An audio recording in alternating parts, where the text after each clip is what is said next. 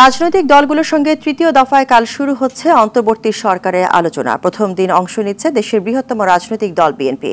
দেশের পক্ষে রাষ্ট্র পরিচালনার স্বার্থ এবং দলের গুরুত্বপূর্ণ বিষয় নিয়ে আলোচনা করতে চায় দলটি, এমনটি জানিয়েছেন বিএনপির স্থায়ী কমিটির সদস্য সালাউদ্দিন আহমেদ। স্থায়ী কমিটির আরেক সদস্য খন্দকার মোশাররফ হোসেনের মতে, যে কোনো বিভ্রান্তি কাটিয়ে উঠতে এবং ষড়যন্ত্র এড়াতে দ্রুত নির্বাচনের রোডম্যাপ দরকার। আরও জানাচ্ছেন জাহিদ রহমান। অন্তর্বর্তী সরকারের 2 মাস পূর্ণ হতে চলেছে। এরই মধ্যে নির্বাচনের জন্য প্রয়োজনীয় সংস্কারে 6টি কমিশন গঠন করা হলেও কাজের ধীরগতির জন্য সমালোচনার মুখে সরকার। তবে সব রকম সহযোগিতার আশ্বাস দিয়েছে গণতন্ত্রের জন্য লড়াই করা দলগুলো।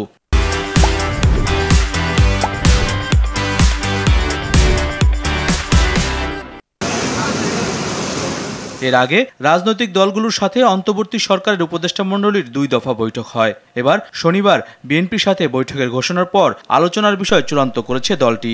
নির্বাচনকে প্রাধান্য দিয়ে আলোচনা করতে চায় তারা। আমাদের কিছু বিষয় আছে দেশের পক্ষে রাষ্ট্র পরিচালনার স্বার্থে, জনগণের স্বার্থে এবং আমাদের দলের কিছু বিষয় আছে, সেগুলো আমরা আমাদের কাছে উপস্থাপন করব। সরকারের তো ইচ্ছার অভাব নেই, তাদের কমিটমেন্টের অভাব নেই, কিন্তু যাদের দিয়ে তারা বাস্তবায়ন করবে তারা তো সেভাবে তাদের কর্মসূচি বা কর্মকাণ্ড দেখাচ্ছে না, বা আমরাও দেখতে পাচ্ছি না। তো এইগুলোর ব্যাপারে স্বাভাবিকভাবে আমরা যে যাচ্ছি, আমাদেরকে যে আহ্বান জানিয়েছে, আমরা এগুলোর ব্যাপারে উত্থাপন করব। নির্বাচনের দিনক্ষণ ঠিক করে সে অনুসারে কাজ করলে অন্তর্বর্তী সরকারের প্রতি জনগণের আস্থা বাড়বে বলে মত নেতাদের। এরা তো নিরপেক্ষ সরকার, এরা তো কাউকে খুশি করার জন্য আসেনি, এদেশের জনগণের প্রত্যাশাকে পূরণ করার জন্য এসেছে। অতএব তারা কেন আন্তরিকভাবে এটাকে সমাপ্ত করার জন্য এবং একটি নির্বাচিত সরকার যদি উপহার দিতে না পারে, তাহলে তো এই সরকারের বিদায়ও শান্তিপূর্ণ বিদায় হবে না। নির্বাচনের রোডম্যাপের বিষয়ে কথা বলতে হবে। আরও প্রশাসনের কিছু বিষয় আছে যেগুলো আমরা ওনাদেরকে পরামর্শ আকারে দিতে চাই। সরকার স্মুথলি রান করার জন্য ওনারা যখনই মনে করবেন রাজনৈতিক দলের সাথে আলোচনা করবেন।